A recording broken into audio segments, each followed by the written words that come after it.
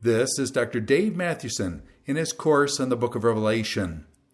This is session number 28, Revelation 21, the new creation and the bride, New Jerusalem.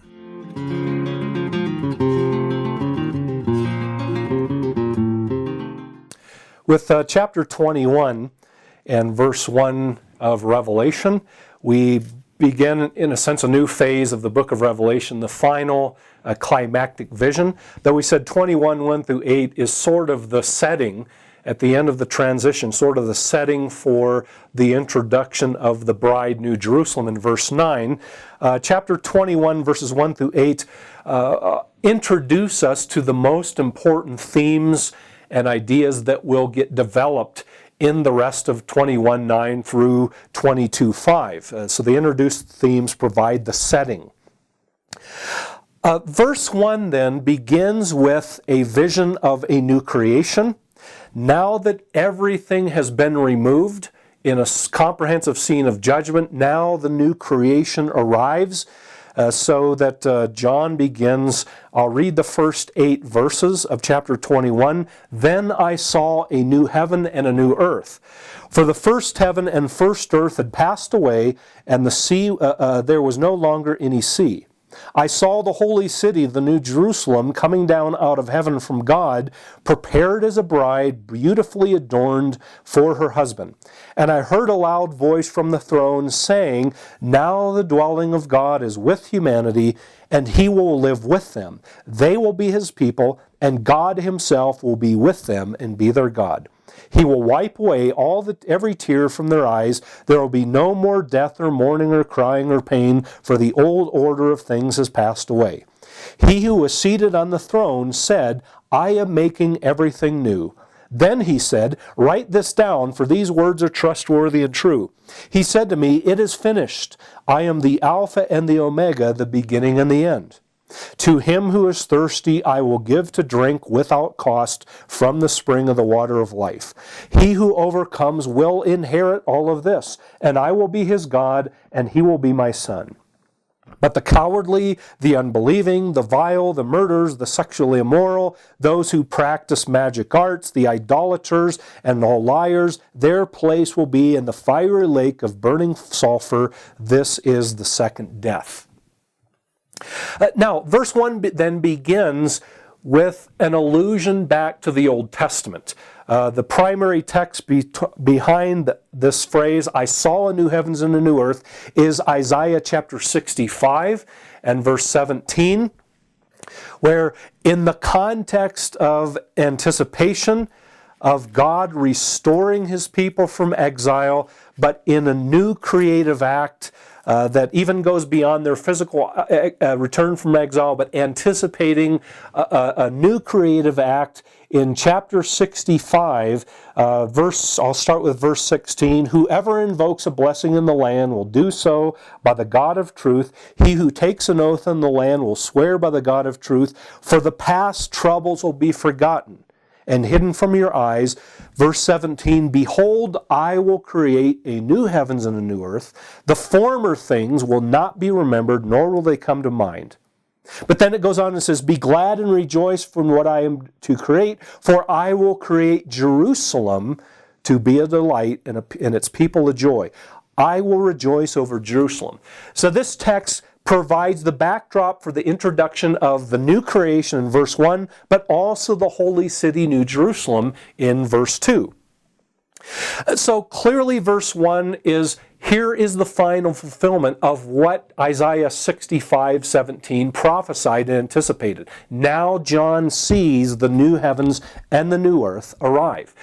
However, this probably also goes all the way back to Genesis 1 and verse 1, where in the beginning God created the heavens and the earth. But we know from chapter 3 that this was ruined and harmed and thwarted, and that a whole and upset, and where creation now is plunged into sin, so that Isaiah chapter 65 probably anticipates a restoration of the original creative act. And so now John sees the new creation emerge. So that God does not abandon his project after Genesis 3, when sin entered the world and brought death and destruction and sin and evil. God does not abandon his project, but instead now God will restore it, and God will transform it in a new creative act. Isaiah chapter 65, which is what John now sees. Note, too, that the first heaven and earth have passed away, probably a reference back to the final judgment in 20, where heaven, the sky, and the earth flee from the presence of the one seated on the throne. And once more, we probably should not see this as strictly geographical and physical, but the earth as under the dominion of Satan and the beasts, the earth as a place they have harmed and ravaged, a place where God's people have been put to death, that has now been removed. And now a new creation has emerged. But interestingly too, if you go back to Isaiah chapter 65, we find that the new creation is not just geographical, physical there either, although that's true.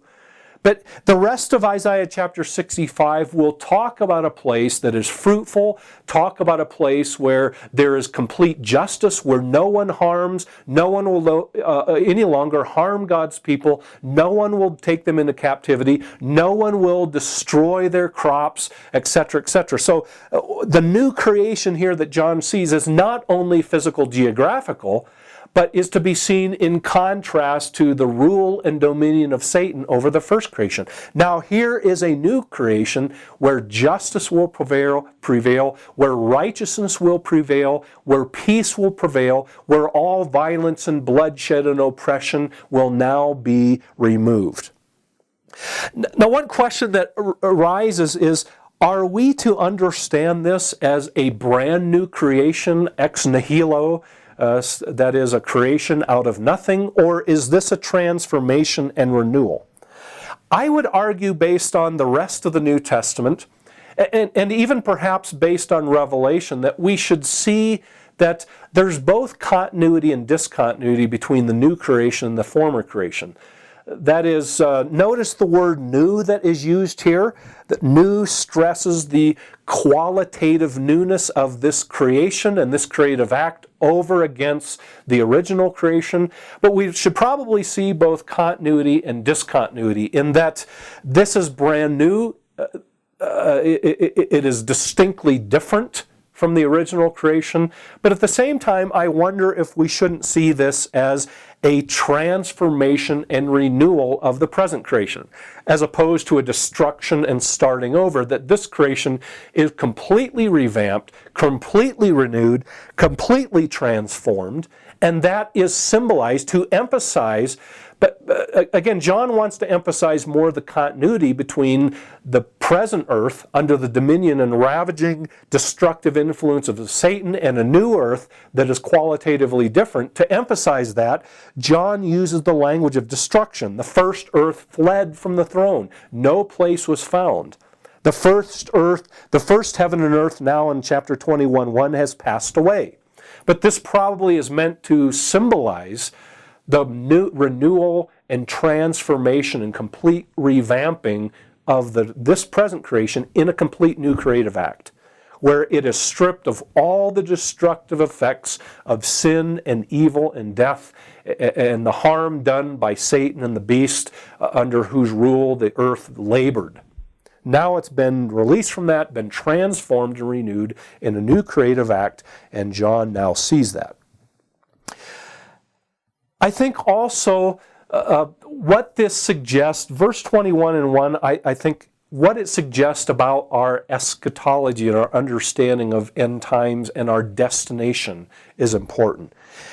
In that the 21:1 reminds us that the ultimate goal of God's people, the ultimate destination of God's people, is not heaven, We often talk about going to heaven, and I can't wait to go to heaven, or one day we will be in heaven. And it's certainly true to talk about that like that. In fact, elsewhere the New Testament seems to portray God's people. In Revelation 15 and also 14, we seem to have a vision of God's people in heaven. But 21:1 unpacks that and makes it clear that the final destination of God's people is not heaven, but it is on earth. I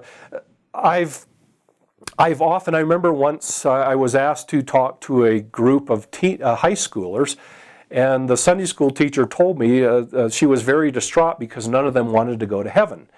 And she wanted me to talk about heaven. So I began to talk with them, and I began to find out the problem was when they thought about heaven, they thought about the proverbial, and you've heard this image before, the proverbial being up in the clouds with harps and wearing white robes, and they didn't want to go there. And as I listened, frankly, I don't want to go there either.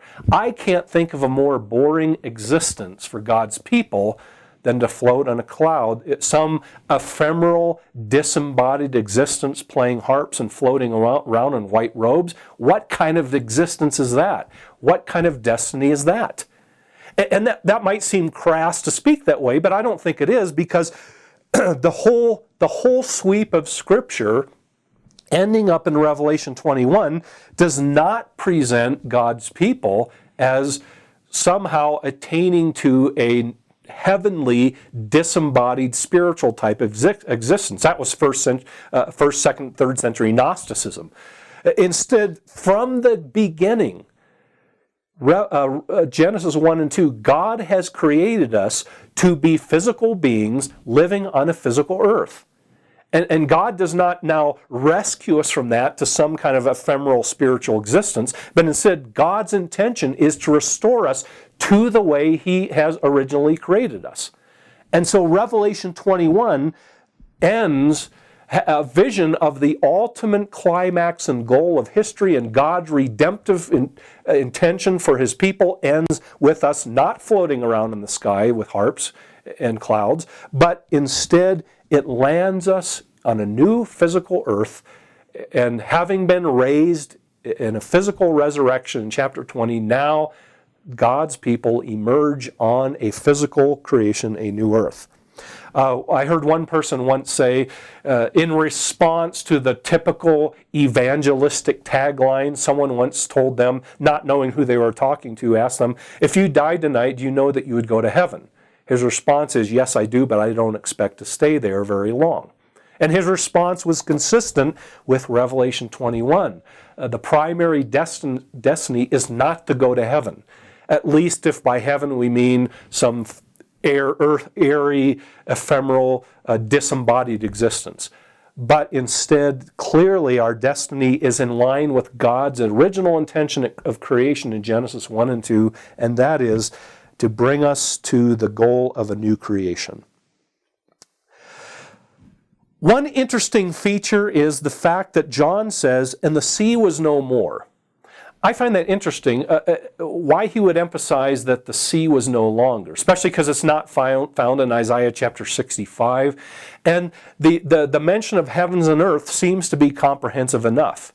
Why did he add that the sea was no more?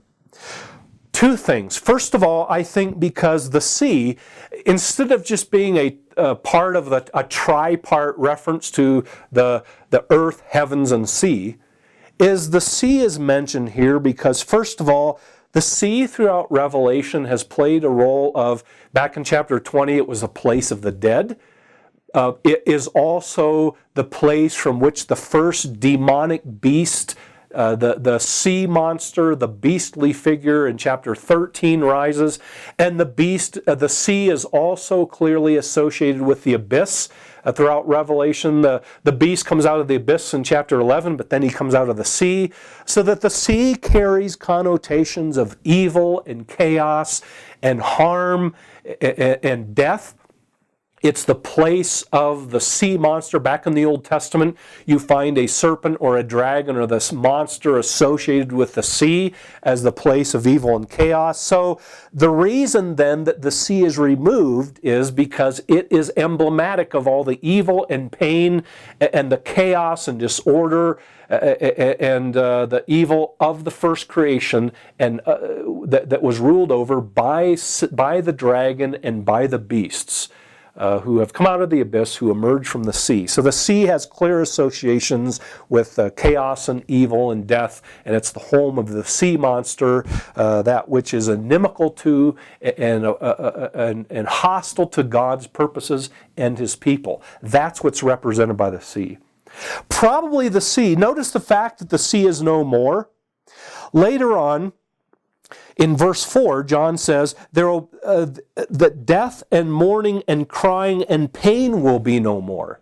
So, because the old order has passed away. So, the sea should also be seen as probably symbolic of the pain and the mourning and suffering in the first creation.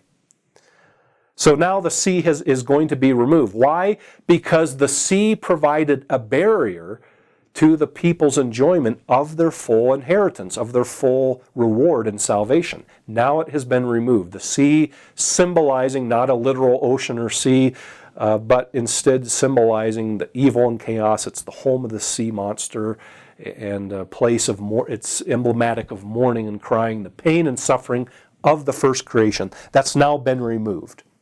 But second, I think the sea, the removal of the sea here, continues on the Exodus motif. That is, we've seen both God's judgment on a wicked, evil empire, the Roman Empire, as well as God's salvation being depicted as a new Exodus. The plagues that God poured out on Rome and on the evil empires are seen in terms of the Exodus plagues in 8 and 9 in chapter 16, but also the saints are seen as standing beside the sea of glass, singing the song of Moses in chapter 15. I think this is a further reference to the allusion to the Exodus motif. That is, the sea here is the Red Sea, and if you go back to chapter 51 and verse 9, Isaiah chapter 51 and verse 9, remember that the sea, the Red Sea, was described as the sea which was the home of the chaos monster, of the sea monster, which interestingly I said the Aramaic Targum, the Aramaic translation of that text, actually identifies the monster in Isaiah 51:9 as Pharaoh. So I think here the sea is symbolically the Red Sea of chaos and evil, just as the original Red Sea in Isaiah 51:9 is associated with the sea of evil. In fact, elsewhere in Isaiah 40 through 66, you see this theme of drying up water as part of the Exodus motif. In fact, Isaiah 40 through 66, more than any other prophetic book, portrays God's future deliverance of His people as a new Exodus. And part of that is texts like Isaiah 51:9, the sea, removal of the sea, the Red Sea, which is emblematic of chaos and evil and harm. It's inimical to God's people. It provides, as it did in the days of the Exodus, it was a barrier for God's people to get over and to get into the land, the promised land. Now once more, in fulfillment of Isaiah and the original Exodus event, we find that God dries up the eschatological Red Sea that, as symbolic of chaos and evil and harm and pain and suffering, that is now dried up as a barrier to God's people being able to cross over and enter their promised land. Now the eschatological Red Sea is dried up. John says that the sea is no more. So now the people can enter into their inheritance, into their promised land, which is the new creation, the new heavens and the new earth. So I think the removal of the Red Sea is a further part of the Exodus motif. Verse 2 then introduces us to the second feature of Isaiah chapter 65. Not only does Isaiah anticipate a new creation, but also a new Jerusalem. And we'll see what John does with that in a moment, but the restoration of Jerusalem, the restoration of the city of Jerusalem played a key feature in both apocalyptic texts, but also in the Old Testament. We already saw that in Isaiah chapter 65. Isaiah chapter 54 also is an important text. We'll look at that later, but Isaiah chapter 54 and verses 11 and 12 anticipate the rebuilding or the restoration of the city of Jerusalem. So now John follows suit and he sees Jerusalem restored as part of the new creation. We'll see in a moment what John does with it. But starting with verse 4, John shifts from a vision, that is the new Jerusalem and on the new creation. John shifts from vision, which also he describes as a bride adorned for her husband, which goes back to chapter 19 and the wedding banquet imagery and the bride being prepared, and also anticipates 21:9, where we will be introduced to and find a description of the bride, New Jerusalem. But here we find the New Jerusalem bride already mentioned in verse 2. The New Jerusalem coming out of heaven as a bride beautifully dressed for her husband. We'll see that gets developed in more detail starting with 21:9.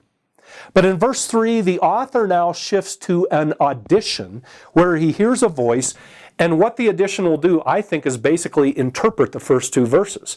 It will tell us more about how we're to understand this new creation and this new Jerusalem bride. And it begins in verse 3 with a reference to the Old Testament covenant formula. Verse 3, the voice says, now the dwelling of God is with men. He will live with them. They will be his people, and God himself will be with them and be their God. So this is sort of John's his version of the Old Testament covenant formula that we find in Leviticus chapter 26 and 11 and 12, but also in Ezekiel chapter 37. Interestingly, a text that he's followed in order. Now chapter 37, John alludes to Ezekiel once again, and 37 and verse 27 in the context of the anticipation of the future return of Christ and the restoration of his people. Now at the end, the author says, I'll start with verse 26, I will make a covenant of peace with them. It will be an everlasting covenant. I will establish them and increase their numbers. I will put my sanctuary among them forever. Notice God's dwelling will be with them. Revelation 21:3. And then my dwelling place will be with them. Again, Revelation 21:3. I will be their God and they will be my people. Then the nations will know that I, the Lord, make Israel holy. So John now envisions that the new covenant that Ezekiel anticipates has now been finally consummated and fulfilled in the new covenant relationship in Revelation 21:3. The difference is, in both Leviticus 26 and Ezekiel 37, the anticipation is God would make a covenant with his restored people Israel. Now the covenant is not with Israel alone, but includes all the nations. So once more you have the people of God is no longer only national Israel, but including Israel also expands to include people from every tribe and tongue and language. Now God makes, in fulfillment of Ezekiel 37, God makes a new covenant with his people. It's possible we should also understand this in the context of the marriage relationship. Understanding that the marriage could be seen as sort of a covenant. Verse 2 has introduced the bride beautifully adorned, and now we could see this as the covenant, or sort of the words of the covenant, the marriage covenant relationship now spoken in verse 3. Another interesting feature, though, is this is true of Leviticus 26 in relationship to the tabernacle, but Ezekiel 37 If you recall, Ezekiel 37, the covenant relationship where God says in Ezekiel, I will make my dwelling with you. Chapter 40 through 48 then describes that dwelling, where Ezekiel has a vision of the end-time restored temple that gets measured. That is the text that will play a role starting with 21:9 in Revelation. So again, John follows the order of Revelation, and the covenant formula, my dwelling will be with them, I will be their God, they will be my people, anticipates the tabernacle, temple dwelling of God with his people that will be described in more detail in 21:9 through 22:5, where John describes in a vision the New Jerusalem temple in which God now will dwell with his people in fulfillment of Ezekiel 40 through 48.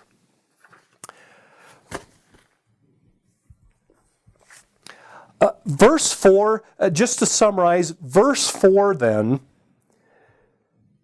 in further describing the significance of verses 1 and 2, describes it in terms of language that comes right out of the Old Testament again. He will wipe away every tear from their eye, no more death, no more mourning. That comes out of from the book of Isaiah as well. So John is drawing heavily on Old Testament texts, especially at this point Isaiah, to depict the final consummation.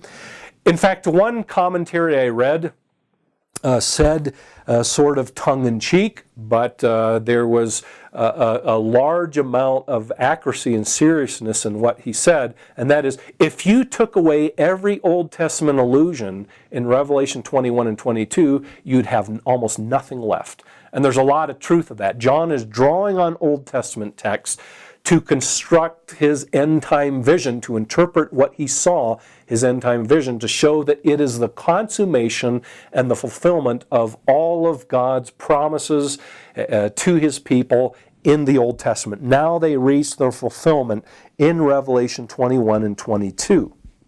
And now verse 4, using Old Testament text, demonstrates the significance of the new creation. That is, everything that characterized the old order is now stripped away. In other words, can you imagine a creation where, can you imagine this world and this creation stripped of all the effects of sin and all the effects of evil and everything that harms us, everything that disappoints us, everything that causes us pain and suffering, everything that causes us emotional distress, completely stripped away? That's what verse 4 envisions. When the author says that every tear will be removed from their eyes and wiped away, a rather touching, emotional part of the vision. Sometimes this has been interpreted to say this is sort of a final purging when we see all of our sinfulness. Now this is a kind of a final catharsis. I don't think that's accurate at all, especially when you see it in light of its Old Testament background. But also here, the tears are the tears of the suffering and pain that were true of belonging to the first order. The suffering and tears of those who were subject to the rule of Satan and the beast. The tear and pain, tears of those who suffered persecution and even death at the hands of this present world. But now they have passed away, and so the things that accompany that earth have also passed away. Pain and crying and death will now be no more. In verse 5, God finally speaks. And in verse 5, God says, in kind of summarizing 1 through 4, I am making everything new. What is significant is this is another allusion to Isaiah chapter 43, verse 19, which intriguingly is also in the context of a new Exodus. If you go back and read 43:19. So the new act is sort of a new act of a new Exodus in bringing God's people to their inheritance, bringing God's people to their salvation. So putting this all together, God's people are seen as in bondage and slavery to the Roman Empire in Revelation, to another godless, idolatrous, evil empire that oppresses them. And in an act of plague, Exodus-like plague judgments in 8 and 9 and chapter 16 of Revelation, God begins to pour out his judgment on the oppressive Roman Empire and the oppressive, godless world. And then in a new Exodus, God now delivers them and rescues them from that evil nation and evil empire. He also dries up the eschatological Red Sea of evil and chaos and pain and suffering that formed a barrier for the people. Now the people can cross over into their inheritance, their promised land, which is the new creation. So one dominant way that John portrays our salvation is through the motif of a new Exodus modeled on the first one. Starting in verse 6, the author is once more going to draw together a number of Old Testament texts that further describe and interpret the significance of verses 1 and 2, the new creation and the New Jerusalem bride that John sees. Furthermore, he describes it by saying, first of all, verse 6, "It is finished, I am the Alpha and the Omega, the beginning and the end." Now, this is significant. This isn't just John repeating titles for the sake of repeating titles, but we saw that Alpha and Omega, beginning and the end, suggested that God stood at the beginning and the end of history. He existed before creation and at the end of creation. So now you see these titles are significant because as the one who stands at the beginning and end of creation, he is now able to bring his intention for creation to its final goal, to its consummation in a new creative act. The sovereign God over all creation in chapter 1 and chapter 4, the beginning and the end, first and last, Alpha and Omega, stands at the beginning and end of creation. Now at the end of creation, brings it to its goal, brings it to its consummation. But notice also the rest of the language, the language of "to the one who thirsts, I will give him water without cost," comes right out of Isaiah chapter 55 and verse 1. And by the way, it may be intentional that John emphasizes, or maybe we should read "without cost" in light of the rest of the book. In contrast to the exorbitant cost of goods under the Roman Empire back in chapter 6, in contrast to the ostentatious wealth and privileging the elite wealthy and the cargoes in chapter 18, the mention of cargoes that the merchants were rich off of. Now, by contrast, you find, in contrast to the exploitative economy of Rome that often favored the rich, now you find salvation without cost available to God's people who enter the new creation. In verse 7 then, the mention of overcoming takes you back to Revelation 2 and 3. Here now, in other words, chapter 21 and 22 is held out as the promise and the reward for those in chapters 2 and 3 who overcome. That is, by refusing to compromise, by maintaining their faithful witness, by refusing to follow the beast and worship his image, by refusing to be part of the godless, idolatrous empire. If they overcome in that way, then they will inherit chapters 21 and 22. Note what the language of inheritance. If they overcome, they will inherit all this. That word inherit was a common word in the Old Testament, especially in association with the land promised to Abraham. And so I take it, chapter 21 is the final fulfillment of the promise made to Abraham, that his people would inherit the land. Now they inherit the land, which is the new creation. And so all this, it says they will inherit all this. All what? Everything in 21:1 through these verses. That is the new creation, the new Jerusalem bride. Now they inherit this. That is, in fulfillment of the promises of inheriting the land in the Old Testament, connected with Abraham. Now God's people, Jew and Gentile, participate in the promises to Abraham of inheriting the land. And now it is the new creation. The other thing they inherit in 2 Samuel 7:14, just to draw another interesting feature is, in verse 7, is they will also, He will be their God and He will be my son. Or God says, I will be your God, you will be my son. That comes out of 2 Samuel 7:14, the Davidic covenant formula.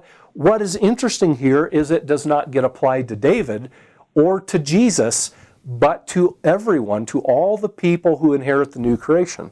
In other words, I think the way we should understand it is, as the Lion from the tribe of Judah, as the Messiah, the true Son of David, we also share in the Davidic covenant formula, we also share in the promise made to David by virtue of belonging to Jesus Christ, the Son of David, from the tribe of Judah, the Lion from the tribe of Judah.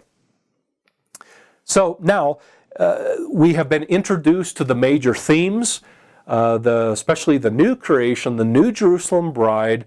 It's been interpreted in light of its significance has been interpreted in light of Old Testament text. And now finally in 21:9 we are introduced to the New Jerusalem bride that we saw back in verse 2. And so starting with chapter 21 and verse 9, we read this. One of the seven angels, and I said this is kind of where we should have a break. This is a introductory formula like we saw back in chapter 17, introducing the harlot Babylon. Now we see the bride, New Jerusalem.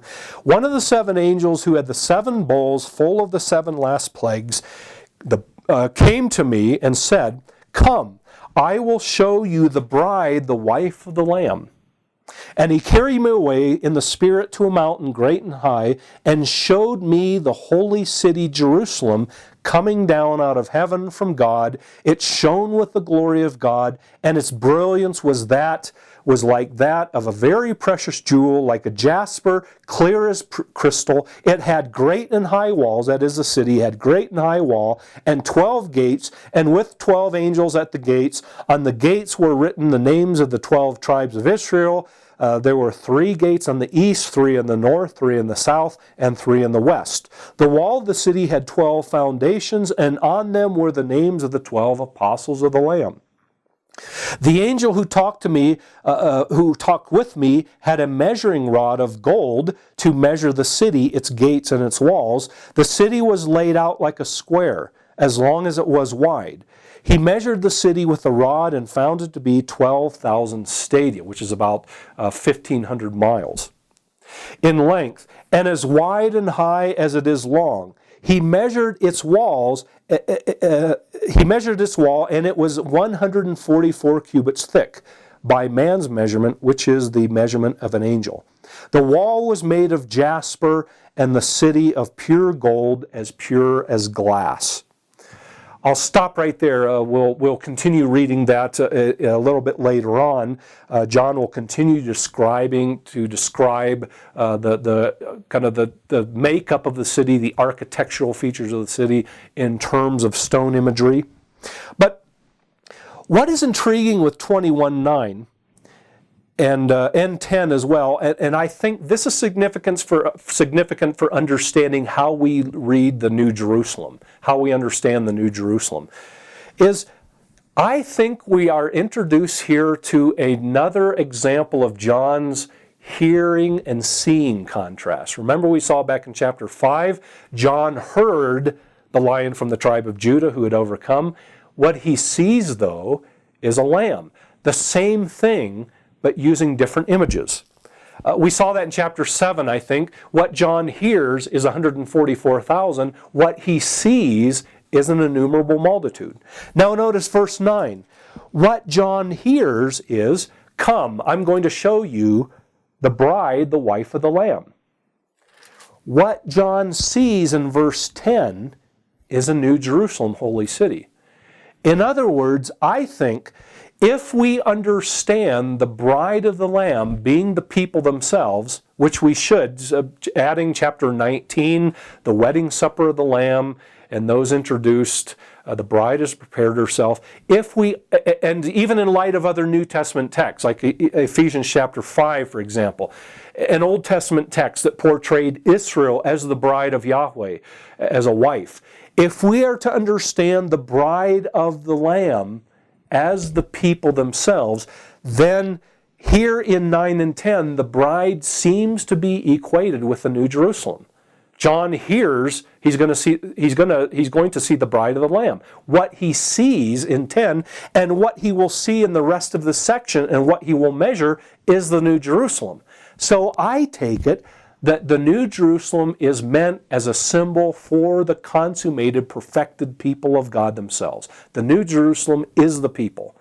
Now that does not mean that there will not be a city itself in the new creation, or John could not have intended a city. That may very well be the case and is likely, but primarily the city that John is about to describe is symbolic of the people of God themselves. Not an actual architectural description of the building of a literal physical city, though that could happen, could be the case. But John's point more is going to be describe the nature, to describe the nature of the people themselves, the consummated, perfected people of God in the new creation themselves. So the bride, New Jerusalem. Throughout the rest of the text, I'll refer to it as the bride, New Jerusalem. Although I'm going to have to add something else in a moment too, as we'll see, and that is temple. So the bride, New Jerusalem temple, as symbolic of the end-time people themselves, seems to be John's primary concern in chapter 21.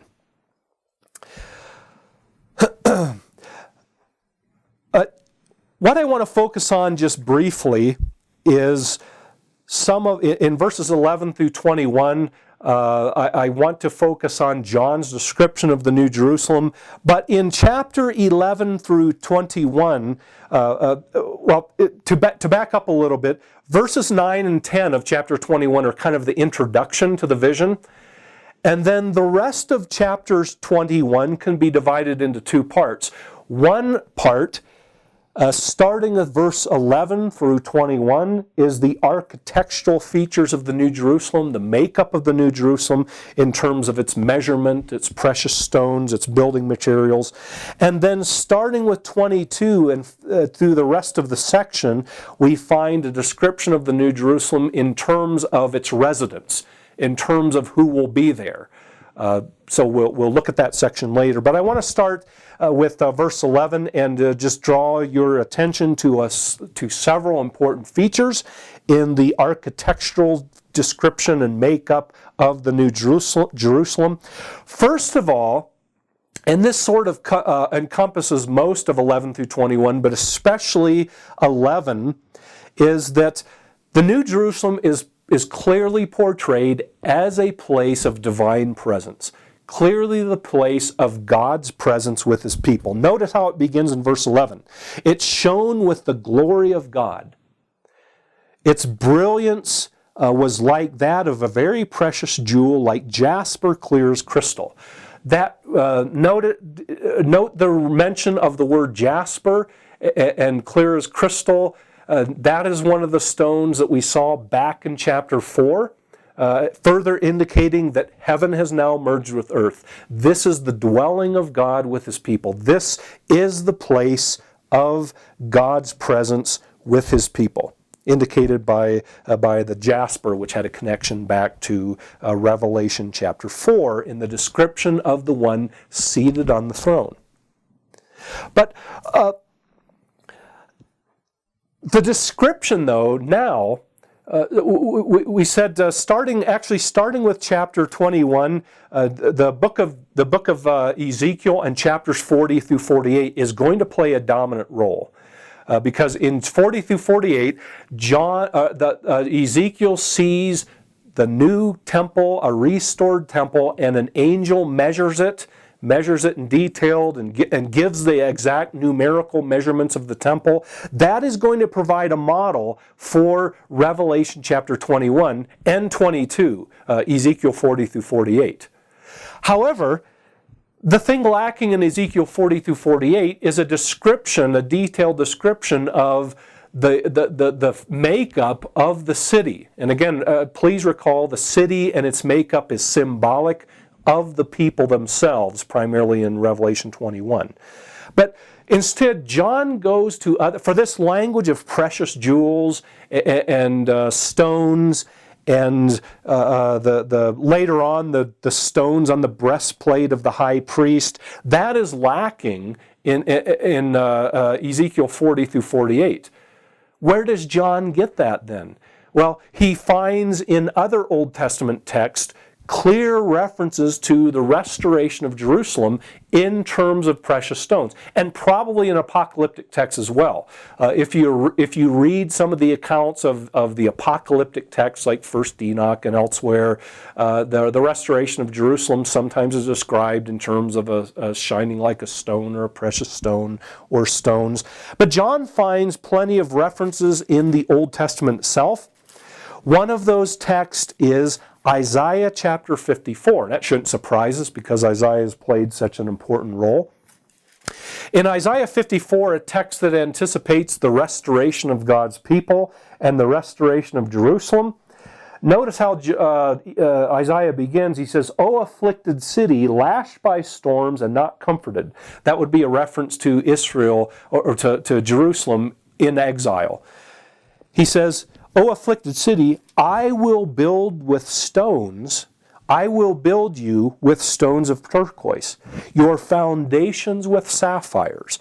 I will make your battlements of rubies, your gates of sparkling jewels, and all your walls of precious stones."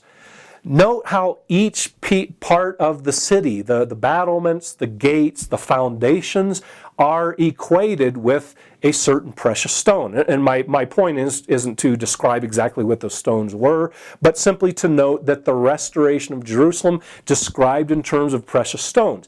I think that is the model that John is drawing on here in verses 11 and down through verse 21 in describing the stones that make up the New Jerusalem. And maybe we should see the stones as I think this is what we're supposed to do with the stones on the breastplate of the high priest on the foundations in 19 through 21. But I wonder if the precious stones are not meant to represent, not literally or not specifically, but represent members of the people of God themselves. Much like you find in Ephesians chapter 2 or 1 Peter 2, where the members, the people of God themselves, are the building stones or the building block of the temple or the dwelling place of God.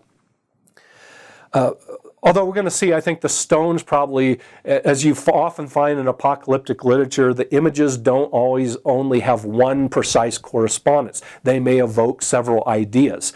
Clearly the stones suggest God's glory and reflecting God's glory, but they also may represent the people themselves that now are the building blocks or make up the New Jerusalem bride temple, which is meant to symbolize the people of God.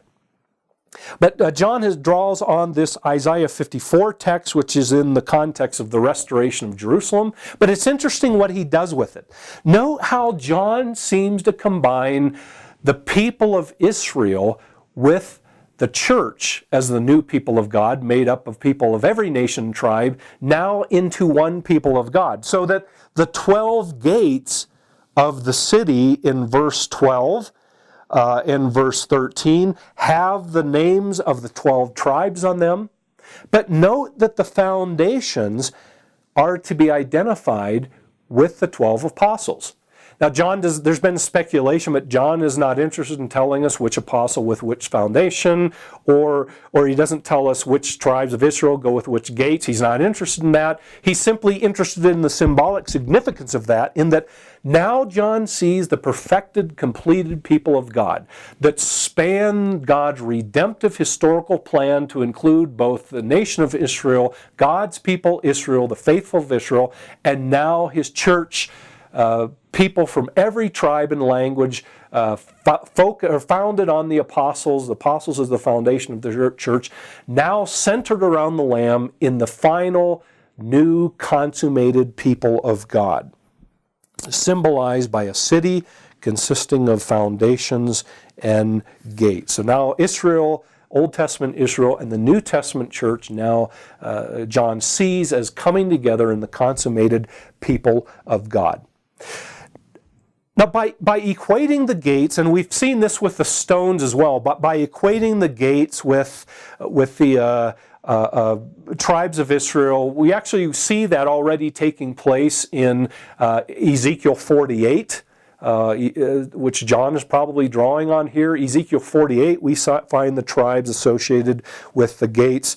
We also find in the New Testament, we've already mentioned people associated with certain parts of a building or city, symbolizing the people of God. Intriguingly, Ephesians chapter 2 and verse 20 through 22, John equates the foundation of the temple of God, symbolizing the people of God. John equates the temple as built upon the foundation of the apostles and prophets. And then Jesus being the cornerstone and all the rest being built up as part of this dwelling place of God. So John once more has precedence in other New Testament writers of not only portraying the people as a building, as a city or temple, but also by portraying parts, symbolically portraying parts of the temple or building with members of the people of God. Another interesting text is in the Dead Sea Scrolls, a group of scrolls found in caves above the Dead Sea that most of them, scholars are convinced, were produced by or at least valued by or kept by the community on the Dead Sea that we call the Qumran community or the Dead Sea community, and they're responsible for what we call the Dead Sea Scrolls. These scrolls are important because it sheds light on at least one branch of Judaism in the first century. And one interesting scroll is one of the commentaries on the book of Isaiah, which includes Isaiah chapter 54 and verses 11 and 12. And it's interesting, when you read that text, the Qumran community interpreted Isaiah 54, 11 and 12, the mention of the gates and the foundations being equated with precious stones, and the battlements and the walls, etc., from Isaiah 54, 11 and 12. The Qumran community explicitly interprets those symbolically as members, founding members of their community, such as the council of the community and the chief priests, etc. They take each part of Isaiah 54, the gates, the foundation, the battlements, etc., and they equate those precious stones with founding members of their own community. So it's interesting, John, whether he knew of that text or not, John now is doing something similar. He finds in Isaiah chapter 54 an anticipation of a restoration of an end-time restoration of Jerusalem, but much like the Qumran community did with it, John interprets it to refer to founding members of the community. That is, the gates are identified with the nations of Israel, the tribes of Israel. The foundation stones are equated with the 12 tribes of it, or with the 12 apostles, who now function as the foundation of the community. So John isn't doing anything strange or unique with Isaiah chapter 54, but is doing something that others have done in finding Isaiah 54 being now fulfilled in the founding of the community itself. and especially the founding members and those who are sort of the foundation of the city itself. Another interesting thing about John's reference here is notice that he says, although he doesn't tell us what tribe belongs to which gate, it's interesting in verse 13, he says something that doesn't appear to be overly necessary at first. He says 3 gates were on the east, 3 in the north, 3 in the south, and 3 in the west. And I wonder, why does he go to the extent of suggesting what gates go in which direction? He could have left that out, perhaps. It's interesting, though, when you go back to Ezekiel chapter 48 and verses 30 through 35, when Ezekiel sees and measures the outer and inner court to the temple, this is the order that he follows. He begins, chapter 40. In chapter 40 of Ezekiel, when Ezekiel measures the outer and inner courts of the temple, he begins in the east, just as John does here, and then he measures the entrance on the north and then on the south.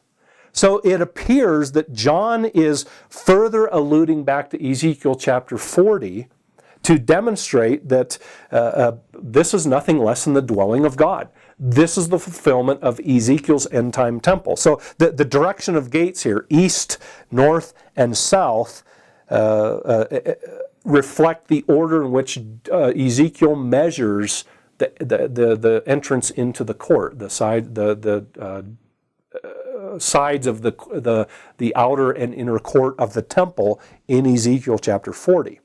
In chapter 48, Ezekiel will actually mention the city, but he follows a different order. Ezekiel 48, 30 through 35. That's a text where Ezekiel measures the city, but it follows a different order. But I think John's order here, east and then north and south, and finally west, follows the order of Ezekiel measuring the inner and outer court in Ezekiel chapter 40, because once more, John wants to establish the fact that this is nothing less than the very dwelling place of God. This is the end-time city/temple. So John is not just seeing a New Jerusalem bride. The New Jerusalem bride now is also a temple. It is a dwelling place of God. It is the final fulfillment of the end-time temple anticipated in Ezekiel 40 through 48. The other place, though, back to Isaiah 54, the other place where Isaiah 54 plays a role is down in verse 21. The 12 gates were 12 pearls. That seems to come out of Isaiah chapter 54. And then the great seat of the city was pure gold like transparent glass. Why does John mention gold over and over again in the New Jerusalem? Because when you go back to texts like 1 Kings 5 through 7, the gold played a crucial role in the construction of the temple. Almost everything was made of gold or overlaid with gold. So by having the streets of gold, by having the city appearing as gold, even by the measuring rod of gold in verse 15, John wants to emphasize once again, this is the temple of God. This is the temple dwelling place of God. That is, the people themselves are now the temple where God finally takes up residence in a new creation. The act of measuring in verse 15 follows once more Ezekiel. Start back in Ezekiel 40 and read through the text and note how many times the act of measuring is mentioned by an angelic being. But whereas Ezekiel measures the temple, which John clearly draws on, interestingly, John may have another text in mind. Zechariah 2, we find the measurement of not the temple, but the city of Jerusalem. So John may have Zechariah 2 in mind here because it's the New Jerusalem that's measured in chapter 21. But John has merged Jerusalem and temple imagery into one grand image to show that the New Jerusalem bride people is also now the temple where God dwells. Let me say one more thing about two other features. We'll talk later about the measurements, but two other important features of the description of the makeup or the shape of the New Jerusalem. First of all, John tells us that the city lies foursquare. There may be some other allusions to this. Interestingly, Babylon was described as some early historians as lying foursquare. So this may be part of the contrast with 17 and 18, the harlot Babylon, which now is replaced with the New Jerusalem. But you also note that the idea of something that was foursquare or square is also used in Ezekiel 40 through 48 to describe the temple. For example, chapter 42 verses 15 and 20 and chapter 45 and verse 2 describe the temple as a square. In the Septuagint, the Greek translation of Ezekiel 40 through 48, other features of the temple, the altar and the mercy seat, are also described as square. So by describing the city as square, this may be an example of John using an image that is evocative of more than one thing. He might want to describe Jerusalem as square because that was a way Babylon could be described to further draw out the contrast between Babylon, Rome in 17 and 18 and now the New Jerusalem bride. But also, by alluding to a feature, the square temple and the square, perhaps altar and mercy seat of Ezekiel 40 through 48, this is another way of suggesting that the New Jerusalem bride is also the temple of God. This is the fulfillment of Ezekiel's end-time temple where God now dwells with his people. The other aspect to draw attention to of the description is found in verse 16. Where he says, the city was laid out like a square, we've looked at that, as long as it was wide. He measured the city with the rod and found it to be 12,000 stadia, we'll talk about that measurement later, in length and as wide and high as it was long. That language of being as wide and high as it was long, that reflects almost verbatim the language of 1 Kings chapter 6 and verse 20. Let me read that quickly. 1 Kings chapter 6 and verse 20, which is a description of Solomon's temple. In 6:20 we read, starting at verse 19, he prepared the inner sanctuary within the temple to set the ark of the covenant of the Lord there. The inner sanctuary was 20 cubits long, 20 cubits wide, 20 cubits high. So that language of being the same in width and height and length, that reflects, I think, is a deliberate allusion back to 1 Kings 6:20, which describes the Holy of Holies in the temple, in Solomon's temple. So that this is simply one more way that John wants to demonstrate that the New Jerusalem bride is nothing less than the temple of God, the very dwelling place of God. It is the fulfillment of Ezekiel's end-time temple. It's the fulfillment of God's dwelling with his people in the form of a temple all throughout history, now reaches its climax in God dwelling in his temple people, in his New Jerusalem / bride / temple people. Now they are portrayed as the very dwelling place of God. In our next segment then, we'll look at a couple of the other architectural features, some of the other stones, the stone imagery in verses 19 and 20, and then finish up the description that takes us all the way through chapter 22, verse 5, finish up the description of the New Jerusalem bride temple.